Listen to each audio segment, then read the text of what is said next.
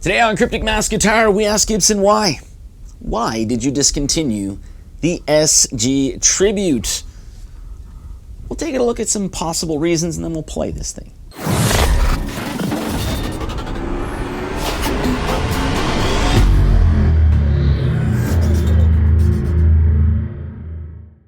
So this video here is a requested follow-up of sorts to a video that I did, I believe, somewhere in the start of the summer, which was in regards to the Les Paul Tribute and why that was discontinued.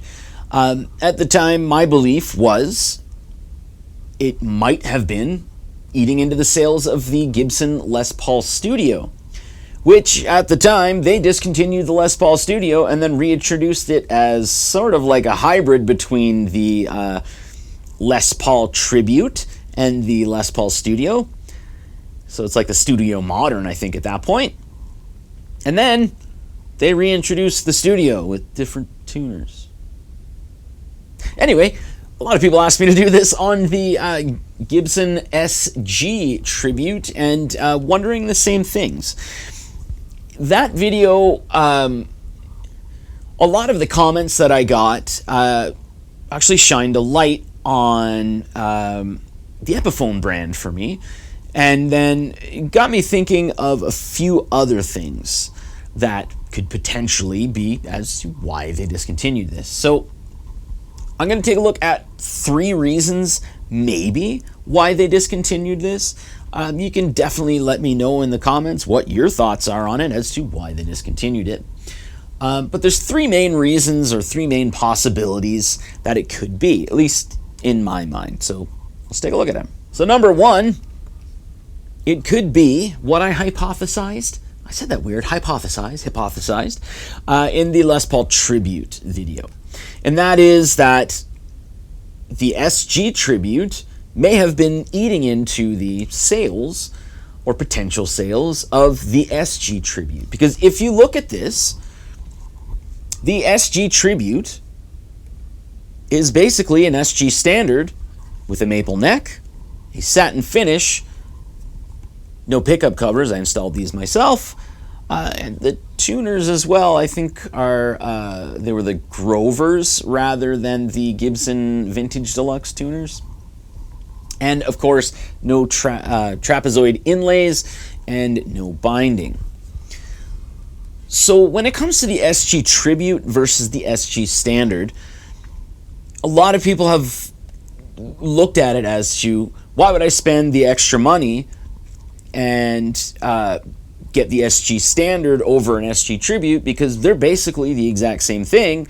It's just there's a couple of upgrades on the SG Standard.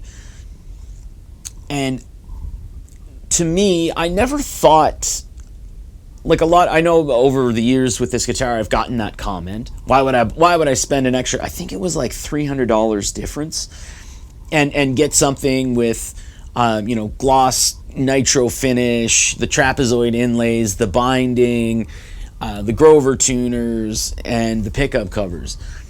Well, to me, a lot of people, like what I've seen from other people when it comes to the SG Tribute, they paid the extra like $50 or $60 to get the pickup covers, and then they soldered them in themselves. And sometimes that works, sometimes it doesn't work.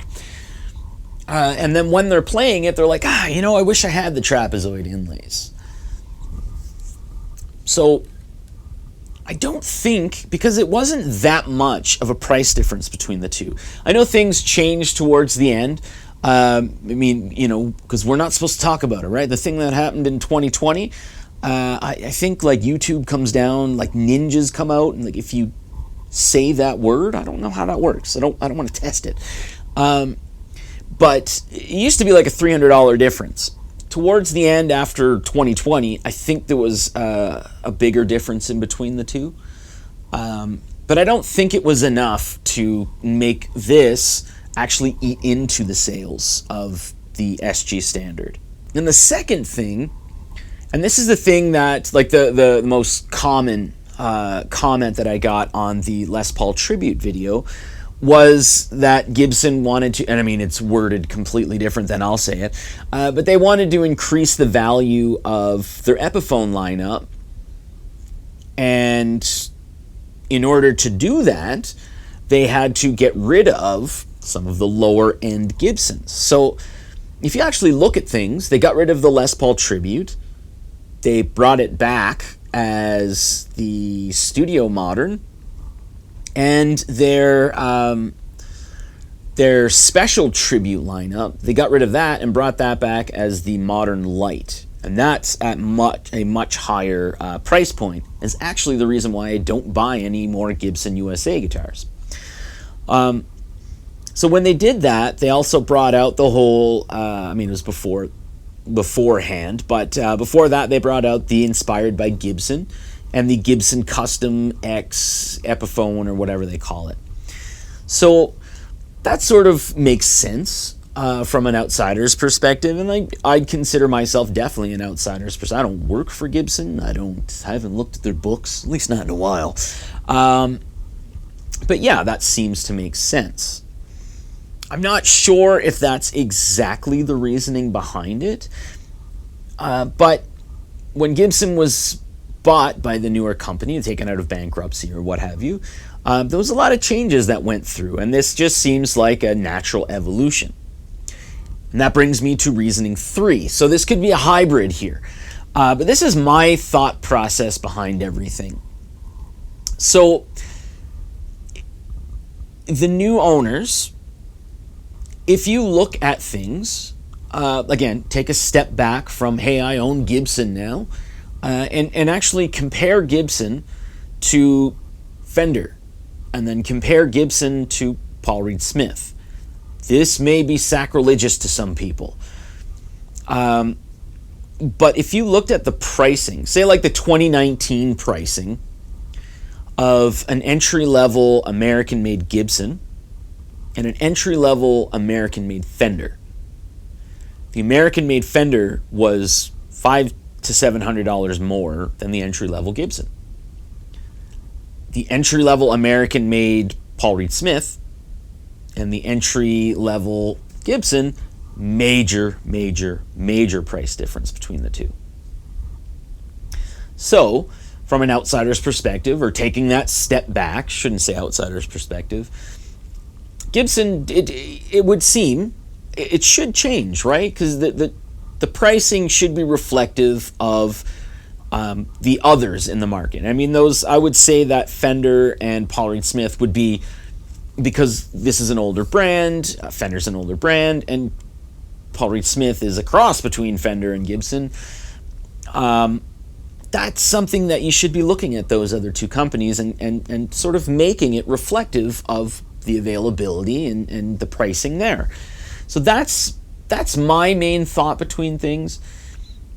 And again, this could be a hybrid of number 2 and number 3, because if you look at the Paul Reed Smith SE line and the Fender non-American line, some of the pricing of the like Mexican-made Fenders are like astronomical from what they used to be, especially buying them on the used market. If you're buying a Fender American or Fender Mexican on the used market, you are saving almost half of what you know what I mean? That you're paying almost half of what you're probably going to buy it for in the store. So, to me, I think Gibson just wanted to get back into the favor of a lot of people. So they, on a lot of levels, took a lot closer look of quality control. I know that I can hear you clicking in the back. But like if you look at things, like they've made some mistakes. There's still going to be guitars that squeak through. There's going to be guitars that when you buy them, they ship and they go from different climates and things change with the guitar. Things, move and different things like that. And a lot of people will, if you say quality and Gibson in the same breath, they'll jump all over you. But if you actually look over the past 2 or 3 years, the quality control from Gibson versus the quality control from Fender American, a lot of people are taking it easy on Fender American. I was flat out told not to buy an American Vintage 2 because they're major quality issues. That doesn't mean that there aren't quality issues with Gibson. They've actually advertised some guitars with some quality control issues on them. But still, that's just something you do have to address. So they took a look at that quality, and they kind of reassessed their quality control. They've made some strides. And then they sort of got rid of some of the lower end stuff and brought in some more, I guess you would say, higher end stuff. So their price is now more reflective of what Fender American is and what Paul Reed Smith and Tree American is. That's something you do have to take into consideration there. I don't know necessarily, that is my thought on things. Like, that is where I think it is. I think it is a hybrid of number 2 and number 3. So increasing that perceived value or value of Epiphone by changing things with a lot of things with Epiphone. And then changing their bottom line for their Gibson instruments. It just seems like it's more in line with the other companies. I don't think that that's right. But I don't own Gibson, and I'm just a goof on YouTube who doesn't even consider himself a YouTuber. Whatever. So at this point, I'd like to kind of turn things over to you and just let me know in the comments, what do you think the reasoning is behind the SG Tribute being discontinued? It's a great guitar. It's something that I find unfortunate that they've gotten rid of the like really well-priced entry-level Gibsons, because for a lot of people, looking back on, buying my first Gibson has always been something, that's been attainable, and you look back on a lot of times favorable, because you generally do bond with that first, like good guitar that you've bought, even if it has quality control issues. But I want to play this thing because I like playing guitar, so let's go ahead and do that.